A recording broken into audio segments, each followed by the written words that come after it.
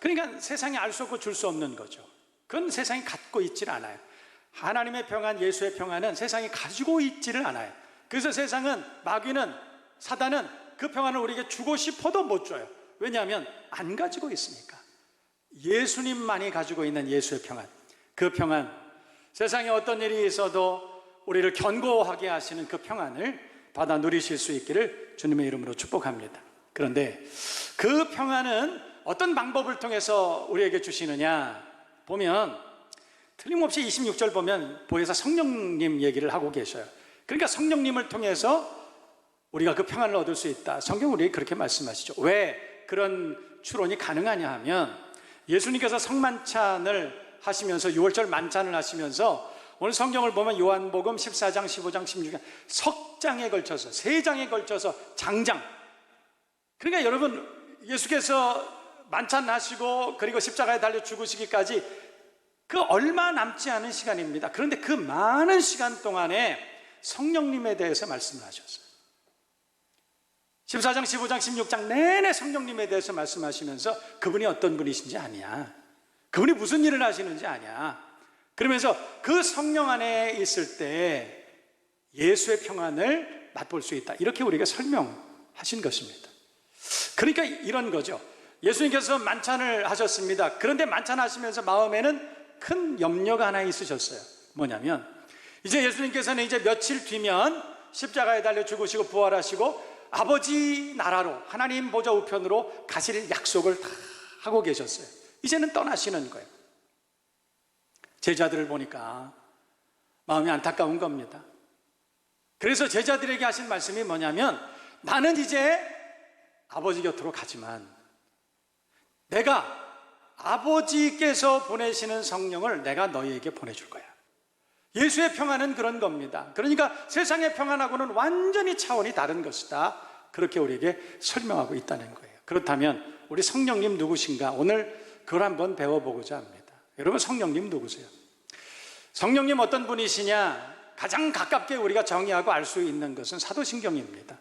여러분, 사도신경 보면 성부, 성자, 성령 하나님에 대해서 설명하고 있는 그런 말씀들이 아주 신학적으로 잘 정리돼서 그렇게 소개되고 있습니다. 그런데 예수님에 대해서 엄청 많아요. 예수님은 어떤 분이시냐, 그분이 태어나고 살고 그리고 십자가에 달려 죽으시고 부활하신 것까지 굉장히 수식어가 많아요. 하나님께 대해서도 수식어가 분명히 있습니다. 그런데 성령님에 대해서만은 성령을 믿사오며 이렇게 다 끝나버렸어요. 그만큼 정의하기가 쉽지 않은 거죠. 그래서 성령님 누구시냐, 무슨 사역을 하시냐, 뭐 그런 거에 대해서는 많은 신학자들이 기독교 2000년사에 수도 없이 얘기를 했는데 이제까지 논쟁은 끊이지 않고 있습니다.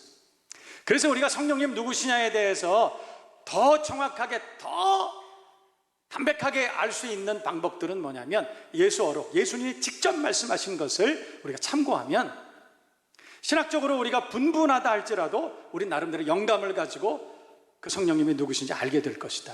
14장, 15장, 16장이 예수님이 직접 말씀하신 성령님에 관한 말씀입니다. 그러니까 예수님이 말씀하신 성령님은 누구냐면, 하나님께서 보내신 영, 예수의 영, 보내신 영, 하나님의 영을 보내셨는데 그분은 1번 파라클레토스다, 보혜사시다. 보혜사라고 하는 말은, 파라라고 하는 말은 뭐냐면, 지금 우리가 영어로 평행선 그러면 패럴렐이라고 합니다. 그러니까 성령님은 어떤 분이시냐면 우리와 항상 평행하시는 분, 그 말은 항상 동행하시는 분. 이해되시면 아멘? 성령님은 그런 분이시라는 거예요. 그러니까 내가 죄를 범하든 범하지 않든, 내가 잘한 일을 하든 못한 일을 하든, 내가 병들었든 건강하든, 어떤 상황, 어떤 형편에 처해 있다 할지라도 성령님은 항상 우리와 함께 하시는 분. 할렐루야. 그 성령 하나님이 우리의 심령 가운데 임하는 것을 우리는 충만이라고 그렇게 말해요. 그러나 여러분, 충만하지는 못해도 성령님은 우리와 동행하신다는 사실을 여러분 꼭 기억하실 수 있기를 바랍니다. 내가 범죄하고, 내가 실족하고, 궤도에서 이탈하고, 믿음에서 파선하고, 그래서 세상에서 방황하고 있는 그 시간에도 성령님은, 하나님께서 내게 보내신 그 성령님은 나와 동행하시는 좋으신 하나님의 영이시다. 믿으시면 아멘. 그것을 그것을 아는 것이 우리 신앙생활에 얼마나 도움이 되는지 몰라요. 성령님은 우리가 하나님 앞에 실패하고 실수하고 범죄하고 그럴 때에도 우리와 함께 하셔서 가르쳐 주시고 생각나게 하시고 돌아오게 하시고 이렇게 세워주시고 손붙잡아 주시는 좋으신 하나님이신 줄로 믿습니다. 왜 그래요? 그래서 우리는 여러분 성령 안에 거한다는 것이 뭐냐? 그거는 성령 안에 거한다는 것은, 성령 충만하다는 것은 하나님의 통치, 하나님의 주권을 인정하며 사는 것, 그걸 말하는 거예요. 그러니까 우리가 성령 안에 살면 하나님의 나라를 경험할 수 있다. 여러분, 하나님의 나라를 경험한다는 것 그 자체가 하나님의 주권, 그것을 인정하고 하나님의 통치 안에서 그렇게 살아간다는 그것을 말하는 것 아닙니까? 여러분, 가정이 하나님의 나라를 경험하고 가정이 평안을 맛보고 그렇게 살아간다는 게 뭐냐면 하나님의 주권을 인정하고 가족 모두가 하나님의 주권을 인정하고 하나님의 통치 가운데 하나님의 말씀을 따라서 가정이 살아가는 것, 그게 천국인 거예요. 여러분 모두의 가정이 성령 안에서 하나님의 통치, 하나님의 주권을 인정하고 성령 안에서 충만함으로 하나님의 나라 천국을 경험하고 살아가는 믿음의 사람들 다 되시기를 주님의 이름으로 축원합니다. 축복합니다. 성령님 하시는 일이 그거예요. 오늘 성경 보니까 성령님 하시는 일이 광야와 같은 세상 가운데서, 광야와 같은 세상 가운데서 우리가 자꾸 잊어버리고 실패하고 또 파선하고 도망가고 그럴 때마다 하나님께서는 성령님 보내주셔서 어떻게 해서든지 뒷덜미 잡아서 가르쳐 주시고 생각나게 하시고 그리고 자꾸 돌아오라. 그 일을 성령님이 하시는 것이다. 그러니까 예수님께서 보혜사 성령님에 대해서 설명하신 이유는 이제 나는 십자가를 지고 인류의 모든 죄악을 대속하고 그리고 아버지 곁으로 갈 건데 나 없으면 제자들이 핍박받을 거 아니겠습니까? 예수님 없으면 제자들이 핍박받고 그들이 신앙생활 유지하는 게 얼마나 힘들지 이미 다 알고 계셨던 거예요. 어떻게 하면 세상을 이길 수 있느냐? 어떻게 하면 시험 들고 고난당하고 연단 가운데서 어떻게 하면 잘 이겨낼 수 있느냐? 그거를 답을 성령 이렇게 주신 거예요. 그래서 성령 주시면 그분은 가르쳐 주시고 생각나게 하시고, 그래서 너희들이 어떤 연단 가운데 있다 할지라도, 어떻게 힘든 가운데 있다 할지라도 성령님만 늘 함께 계시면 일어날 수 있어, 돌아올 수 있어, 다시 뛸 수 있어. 그것을 말씀해 주셨다는 거예요. 여러분, 하나님께서 저와 여러분들에게 기대하시는 건 뭘까요? 여러분, 우리가 무슨 큰 부자가 돼가지고 수백 수천억을 돈을 벌어가지고 교회를 건축하고 우리가 엄청나게 위대하고 어마어마한 권력자가 돼가지고 밖에 나가서 많은 사람들에게 예수는 그리스도시라 전하, 물론 그것도 그럴 수 있습니다. 그런데 정말 하나님께서 저와 여러분들에게 기대하고 원하시는 건 뭘까요? 여러분, 여러분들을 향한, 저와 여러분들을 향한 하나님의 뜻이 뭔지 한번 여러분 구체적으로 생각해 보셨어요? 저는 그렇게 생각합니다. 하나님께서 저와 여러분들에게 기대하고 원하시는 건 뭐냐면 우리가 어떤 형편에 있든지라도 지간에 우리가 하나님의 통치 안에 거하는 것, 하나님의 주권을 인정하고 그 믿음 안에 사는 것, 성령 안에 사는 것, 충만한 것, 하나님 그것을 원하시는 줄로 믿습니다. 이스라엘이 출애굽합니다. 여러분 아시죠? 출애굽해서 40년 광야 생활하고 가나안, 젖과 꿀이 흐르는 가나안 땅 갑니다. 여러분, 하나님께서 이스라엘에게 기대하셨던 건 뭘까요? 가나안 땅 가는 거 원하셨을까요? 젖과 꿀이 흐르는 곳에서 너희들 진짜 행복하게 한번 살아봐, 먹고 마시고 진탕 행복하게 한번 살아봐. 하나님이 이스라엘에게 원하시는 건 그거였을까요? 약속한 건 그겁니까? 여러분, 저는 그래서 모세 생각을 잠깐 해봤습니다. 여러분, 모세에게 하나님 약속하셨어요. 그리고 모세는 그 약속을 철석같이 믿고 그리고 출애굽했습니다. 그래서 40년 동안 정말 하나님 영광을 위해서 낮에는 구름 기둥, 밤에는 불 기둥, 그 인도하심을 따라서 정말 신실하게 살았습니다. 모세 같은 그런 사람들 정말 있을까요? 그런데 문제는 이제 가나안 땅을 앞에 두고 모세가 가나안 땅을 들어가지 못했다는 거예요. 그래서 많은 사람들은 모세가 뭘 그렇게 잘못했는가 그걸 자꾸 찾아봐요. 모세가 뭘 그렇게 잘못했길래 하나님이 약속하신 가나안 땅 들어가지 못했을까? 모세 느보산에서 죽었지 않습니까? 그러면 하나님 약속하신 거 그거 무효입니까? 모세에게 약속하신 거 무효예요? 만약에 그렇다면 가나안 땅이 천국이라면 모세는 천국 못 갔다는 얘기입니까? 뭘 그렇게 잘못했어요? 저는 그 모세에 대한 이야기를 가만히 생각하면서 하나님께서 정말 모세에게 기대하셨던 건 뭘까? 하나님이 정말 모세에게 주시려고 했던 선물은 뭘까? 그런 생각해 봤어요. 단순히 그것이 가나안 땅이었다면 아마도 모세는 정말 허무했을 겁니다. 여러분, 120세 된 할아버지가 가나안 땅에 들어가서 그 무슨 정탐꾼이 보여준 어마어마한 그 과실들 맛있는 거, 그거 뭐 이렇게 맛있겠습니까? 여러분, 한갑 넘으면 나도 맛이 없어요. 120세 된 노인이 뭐 이렇게 맛있겠습니까? 그거 먹고 그거 잘 살라고 하나님 그거 약속하셨던 걸까요? 저는 그렇게 생각하지 않습니다. 모세는 40년 광야였지만 그 광야 생활 가운데 낮에는 구름 기도 밤에는 불기도 하나님과 동행하였더라. 여러분, 그 하나님의 성령과 늘 동행했던 그 삶, 그 하나님의 통치와 하나님의 주권 안에 그렇게 살았던 그 모세, 그것이 하나님의 약속을 모세에게 이룬 그 증거가 아니겠습니까? 가나안 땅을 얻은 것이 그것이 목적이 아니라 평생을 성령 안에서 살게 하신 그것이 저는 하나님의 약속이었다고 믿습니다. 여러분, 이스라엘도 마찬가지 아니에요?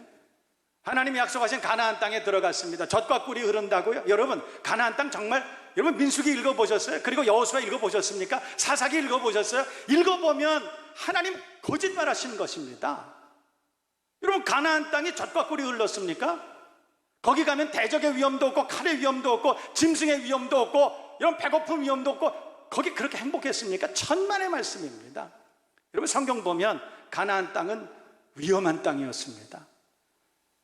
험악한 사람들이 많이 살았습니다. 여러분, 이스라엘 백성들 얼마나 힘들게 살았는지 아세요? 그러면 하나님께서 이스라엘에게 거짓말하신 겁니까? 약속 잘못하신 겁니까? 아니에요, 그렇지 않아요. 정말로 하나님께서 이스라엘에게 약속하신 것은 젖과 꿀이 흐르는 가나안의 그 기름진 땅이 아니었다는 거예요. 진짜 하나님이 기대하시고 원하셨던 것은 이스라엘이 애굽을 떠나서 하나님의 통치, 하나님의 주권을 인정하고 그 믿음 안에서 성령 충만해서 하나님의 말씀, 그 법도와 규칙과 명령과 규례대로 살아가는 그 하나님의 나라 천국을 하나님이 기대하셨던 거예요. 그런데 문제는 이스라엘이 하나님이 약속하신 그 가나안 땅에 가서 하나님의 말씀대로 살지 않습니다. 잊어버려요. 그 구원의 은혜를 금방 잊어버려요.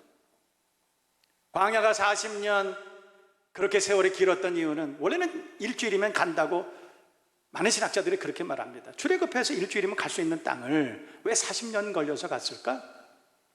왜냐하면 하나님의 주권, 하나님의 통치, 그것을 인정하고 사는 그 신앙 고백이 있어야 되는데 그거 고백하는 게 그렇게 많이 걸렸던 거예요. 그 고백을 하는데 40년이나 걸렸던 것입니다. 그래서 그 고백을 하게 되고 하나님께서 마침내 그들에게 약속을 지켜주셨는데 가나안 땅에 들어가자마자 그들이 변질돼요. 가나안 땅에 들어가자마자 변질되는 거예요. 여러분, 그렇다면 광야 40년 동안 이스라엘이 어려움을 당할 때마다 하나님, 그렇군요, 진짜 하나님 나의 하나님이시군요, 잘못했습니다, 그 고백이 잘못된 거짓말 고백이었습니까? 우리가 반석의 물에서 물이 터쳐나올 때 하나님만이 진짜 하나님이십니다, 그 고백 거짓말이었을까요? 아니요, 저는 그 진실이었다고 생각합니다. 근데 그 믿음 지키기 어려운 거예요. 3일이 되기도 전에 그들은 또다시 부인하고 또다시 죄악의 길로 걸어가고. 제가 얼마 전에 유튜브를 한번 봤습니다. 흥미있는 제목이 있어서 제가 어찌어찌해서 끝까지 그분이 나오는 몇 편의 유튜브 내용을 제가 보게 됐는데, 여러분, 우리나라에 1970년대 중반부터 1980년 초반까지 우리나라에 엄청나게 유명한 깡패 조직들이 있었습니다. 조폭 3개가 있었다고 그럽니다. 제가 외우려고 해서 외운 건 아니고요. 서방파, 양은이파, 김상사파, 이게 3파가 있었다고 그럽니다. 그런데 군부 막판에 한번 세상을 한번 다 정화시켜 버리겠다, 그래서 대통령이 아주 특별한 조치를 취했습니다. 싹 잡아 넣었습니다. 그래서 모든 깡패 조직폭력배들이 다 잡혔는데 두목들도 잡혔어요. 그래서 두목들이 잡혔는데 잡힌 두목들한테 죄목을 막 20가지, 30가지를 막 갖다 붙인 거예요. 그래서 도저히 나올 수 없더라. 이 사람들은 사회에 나올 수 없더라. 그래서 오래 살았습니다. 근데 그 중에 어떤 분은 15년을 살았습니다. 그런데요, 놀라운 일이 있는 거예요.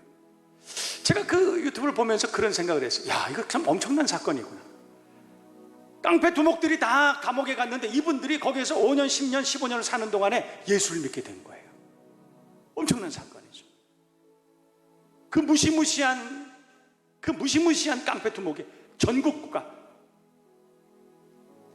나는 예수 믿은 것만 해도 나는 감사하게 생각해. 근데 나는 게다가 깜짝 놀랐는데 신학교를 나왔네, 이분이. 전도사가 되고 목사가 된 거예요. 아니, 이 세상에 이럴 수가 있나? 15년이니까 그럴 수도 있겠다, 이런 생각했어요. 한 달 반도 아니고 15개월도 아니고 15년 정도면 이분들이 교화, 갱생 가능하겠다. 근데 저를 정말 생각 많이 하게 한 사건이 있습니다. 그분들이 나왔어요. 사실은 무기징역을 받고 들어갔지만 어떤 분은 몇 년 만에, 어떤 분은 몇 년 만에, 어떤 분은 15년 만에 나오신 거예요. 근데 저를 정말 많이 생각하게 했던 건 뭐냐면, 그분들이 나와서 얼마 되지도 않아서 옛날에 그 깡패, 그 조직폭력배 그 일을 또 한 거예요. 그래서 그것 때문에 예수 믿는 사람들이 얼마나 많이 욕을 얻어먹었는지 모릅니다. 야, 깡패도 목사가 되네? 목사가 되면 뭐야? 저거 다 거짓말이었네? 저는 그분의 간증하는 걸 제가 이렇게 쭉 들었어요. 아주 몇 편을 들었어요. 근데 들으면서 제가 무슨 생각이 들었냐면, 깡패도 목사 될 수 있구나. 그리고 그때 그거 진심이었구나. 저 좀 진심이었구나. 그냥 어떻게 그 무기징역을 어떻게 감해서 어떻게 해서라도 좀 일찍 나오려고 예수 믿는 척도 하고 막 신학교도 가고, 그게 그냥 가짜로 그런 게 아니었구나. 제가 진정성을 제가 발견하게 되었다는 거예요. 감옥 안에서 성경을 수도 없이 읽었다고 그럽니다. 수백 번을 읽었는데 성경을 읽으면서 그분은 예수께서 그리스도이심을 발견했습니다. 그리고 자기가 얼마나 참 흉악한 인생을 살았는지 발견했습니다. 그래서 다시는 그렇게 하지 않으리라 결단했습니다. 여러분, 거짓말일까요? 저는 오늘 여러분들과 함께 나누려고 하는 오늘 설교 이슈가 바로 그겁니다. 그분이 고백했던 그 고백이 거짓말이었을까요? 여러분, 우리 매년 연초만 되면 올 한 해 정말 이렇게 살겠습니다. 새벽기도 정말 내가 올 한 해 진짜 완주 한번 해보겠습니다. 성경 일독 정말 한번 해보겠습니다. 그리고 창세기부터 읽었는데 여러분 12장도 못 들어갔잖아요. 올해 지금 절반 지나가고 있는데, 그러면 연초에 하나님 앞에 정말 감동받아서 했던 그거 여러분 거짓말입니까? 그때 거짓으로 그렇게 하셨던 거예요? 저는 거짓이 아니었을 거라고 저는 확신합니다. 제가 오늘 여러분들과 함께 묵상해보고자 하는 것은 뭐냐면, 우리는 그런 존재라는 것을 자꾸 잊어버려요. 오래전에 저는 헌신하기 전에, 사실 저는 제가 이야기를 들어보니까 저희 할머니, 증조 할머니, 고조 할머니 뭐 이렇게 예수를 믿던 가정에서 제가 태어났다고 그래요. 그러니까 저만 해도 4대째겠죠. 어렸을 때부터 독자로 태어났습니다. 그래서 어렸을 때 태어날 때 우리 모든 가족들이 너무너무 저 탄생 때 태어난 거 기뻐하시면서 주의 종 주셔서 감사합니다. 그리고 무슨 라이언킹처럼 저를 이렇게 하나님 앞에 올려드렸어요. 그때부터 저는 말 배울 때부터 너 소원이 뭐야? 친구들 다 대통령 될래? 나 영부인 될래? 그럴 때 저는 목회자 된다 그랬어요. 유식하지 않습니까?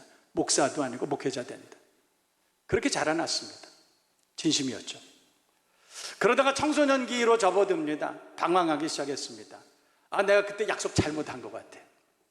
그래서 그때부터 저는 궤도에서 이탈하기 시작했습니다. 그리고 탕자클럽에 회원 가입했어요. 그리고 오랫동안 방황했던 것 같습니다. 그러다가 하나님께서 언젠가 저를 만나 주셨어요. 저를 만나 주셨어요. 그래서 하나님 어떤 분이신지, 나를 얼마나 사랑하시는지, 그 약속이 여전히 유효한가에 대해서 저에게 말씀해 주셨어요. 그때 저는 하나님 앞에 다시 돌아오는 계기를 맞이하게 됐습니다. 사실은 제가 이렇게 간단하게 얘기하지만 저는 정말 심각한 질병을 통해서 하나님께서 저를 불러주셨어요. 처음에 하나님께서 저를 불러주실 때 너무 감사하고 감격하고, 주님, 내가 이제부터는 내가 하나님 말씀대로 그 약속을 기억하고 내가 이루어드리도록 하겠습니다. 그래서 퇴원했습니다. 하나님께서 저를 치료해 주신 그 역사는 정말 기적 같은 역사였어요. 하나님의 하나님 되심을 저는 눈으로 봤습니다. 경험했습니다. 그때 그 감동, 감격 엄청났습니다. 아, 하나님은 정말 살아계시구나. 날 사랑하시는구나. 그래, 이제는 내가 정말로 주의 영광 위해서 살 거야. 퇴원했습니다. 일주일도 되기 전에 저는 그 조직폭력배 두목처럼 예전의 그 생활로 돌아가 있는 제 자신을 발견했습니다. 그러면 그 질병과 고난 가운데 나를 치료해 주셨을 때 그때 고백했던 그것이 거짓말이었나요? 아니요, 진심이었습니다. 우리가 그렇게 약해요. 바울 같은 이도 그렇게 고백했습니다. 마음에는 원유로되 육신이 연약해서. 그래서 바울은 나는 날마다 죽노라 그렇게 말해요. 십자가에 대해서 살고, 세상에 대하여 죄에 대해서 죽고, 의에 대해서 살고. 그것이 바울 평생의 기도 제목, 소원이었습니다. 바울 같은 이도 그랬죠. 저는 오늘 성령님에 대해서 말씀하려고 합니다. 여러분, 우리는 그럴 수밖에 없는 존재고, 그렇게 연약한 존재고, 우리는 하나님 앞에 수도 없는 배신을 하고, 그렇지만 오늘 성령님 보내주셔서 성령님 하시는 일은 가르쳐 주시고 생각나게 하시는 일이시라. 뭘 생각나게 하실까요? 뭘 가르쳐 주실까요? 제자들에게는 그렇게 말씀하셨어요. 그렇게 성령 보내주셔서 내가 다시 올 거야. 내가 다시 올 거야. 예수 재림하신다는 그 약속의 말씀을 제자들이 생각나게 하시고, 다시 예수께서 다시 오신다는 사실을 가르쳐 주셔서 이후에 제자들이 고통과 핍박과 환난 가운데 있다 할지라도 그 약속의 말씀을 가르쳐 주시는 성령님의 은혜를 힘입어서 잘 이겨내고 끝까지 달려갈 수 있도록 예수께서는 하나님의 영을 보내주신다고 말씀하셨어요. 이 시대를 우리가 살아가고 있습니다. 하나님께서 우리에게 성령 보내주십니다. 왜요? 하나님께서 우리에게 성령 보내주시는 이유가 뭐예요? 우리는 자주 넘어져요. 우리는 배신하고 실패합니다. 그때마다 하나님의 성령이 우리에게 찾아오셔서 가르쳐 주시고 생각나게 해주셔서, 그래서 다시 한번 일어나게 하시고 다시 한번 뛰어갈 수 있도록 은혜를 주시는 줄로 믿습니다. 여러분, 그래서 우리가 기억해야 될 것이 있어요. 여러분, 이 전쟁은, 이 질긴 전쟁은 결코 끝나지 않는다는 것입니다. 여러분, 구원은 이미 우리가 예수를 입으로 시인하고 마음으로 믿는 그 순간에 우리에게 구원은 시작됐지만, 그래서 하나님의 성령이 우리에게 임하셨지만, 그러나 구원은 끝난 것이 아니에요. 예수께서 이 땅에 오셔서 모든 죄악을 심판하시는 그날에 죄악은 영속되고 우리가 구원의 완성을 보게 될 줄로 믿습니다. 그때까지 전쟁은 끝나지 않는 거예요. 그리스도의 적과 최전방에서 우리는 남은 평생을 싸워야 되는 것입니다. 질 때도 있고 실망할 때도 있고 주저앉을 때도 있어, 힘을 잃어버리고 그리고 낙심할 때도 있습니다. 그래서 하나님은 성령님을 우리에게 보내주셔서, 그래서 가르쳐 주시고 생각나게 해주심으로 다시 한번 일어나서 달려갈 수 있도록 은혜를 베풀어 주시는 줄로 믿습니다. 그래서 우리가 넘어지나 아주 엎드러지지 않는 것은 주의 손이 우리를 붙들어 주심이로다. 성령님께서 우리와 함께 하심이로다. 그 말씀을 잘 기억하세요. 주님 오시는 그날까지 넘어지는 것 괜찮아요. 실패하는 것, 실수하는 것 괜찮아요. 성령님의 놀라운 은혜로 다시 일어나서 달려갈 수 있는 믿음의 사람들 되시기를 주님의 이름으로 축복합니다. 우리 옆에 있는 분들 서로서로에게 이렇게 한번 인사해 보시겠어요? 집사님, 저는 공사 중입니다. 이렇게. 집사님, 저는 공사 중입니다. 아직 안 끝났어요. 미완성해요. 실패할 수도 있죠. 실수할 수도 있습니다. 괜찮아요. 성령님 도와주실 것입니다. 일어나십시다. 달려가십시다. 하나님의 산에 이르기까지.